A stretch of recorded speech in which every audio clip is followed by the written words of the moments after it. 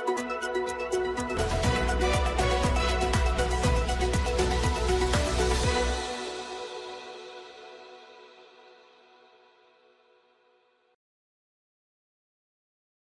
Pawar BJP पर जमकर भड़के तो भतीजे अजीत पवार ने की पीएम मोदी की खूब तारीफ।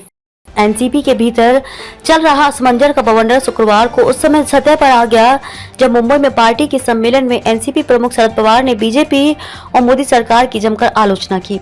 वहीं पुणे के एक कार्यक्रम में शरद पवार के भतीजे और महाराष्ट्र विधानसभा में नेता विपक्ष अजीत पवार ने प्रधानमंत्री नरेंद्र मोदी की जमकर तारीफ की। मुंबई में आयोजित एनसीपी के कार्यकर्ता शिविर में पार्टी प्रमुख शरद पवार ने पुलवामा अटैक और गुजरात के नरोड़ा हिंसा मामले को लेकर केंद्र सरकार पर हमला करते हुए कहा कि सैनिकों को समय रहते जरूरी सुविधा नहीं दी गई, इस कारण जवान शहीद हो गए। तत्कालीन राज्यपाल सत्यपाल मलिक को चुप करा दिया गया। गुजरात दंगों के दौरान जिन लोगों का नाम सामने आया उसमें विधायक और पूर्व मंत्री भी थे, उनको कोर्ट ने बरी कर दिया।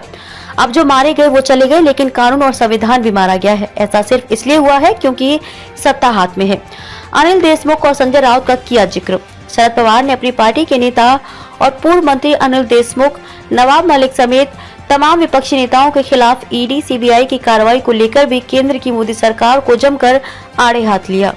खारघर में महाराष्ट्र भूषण कार्यक्रम के दौरान 14 लोगों की मौत के मामले में शरद पवार ने कहा कि जिम्मेदार तय करने का क्या मतलब है। कार्यक्रम का आयोजन सरकार ने किया था, इसलिए सरकार ही इसके लिए जिम्मेदार है। सरकार अपनी जिम्मेदारी से बच नहीं सकती। सरकारी अफसर से घटना की जांच का विरोध करते हुए शरद पवार ने कहा कि सरकार की जांच सरकारी अधिकारी कैसे कर सकता है। उन्होंने घटना की न्यायिक जांच करने की मांग करते हुए कहा कि मुख्यमंत्री एकनाथ शिंदे को केंद्रीय गृह मंत्री अमित शाह के सामने अपनी ताकत दिखाने के लिए दोपहर की चिलचिलाती धूप में लोगों को तड़पने को मजबूर किया। बीजेपी का करिश्मा सिर्फ मोदी से अजीत पवार। पुणे के पास एक कार्यक्रम में अजीत पवार ने प्रधानमंत्री नरेंद्र मोदी जी की प्रशंसा की।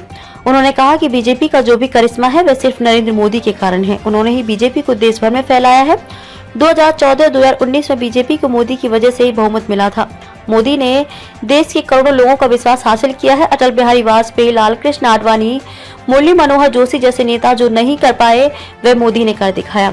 उनका करिश्मा नकारा नहीं जा सकता। जब उनसे पूछा गया कि मोदी के बाद कौन, इस पर अजीत पवार ने कहा कि वक्त आने पर वह इसका जवाब देंगे।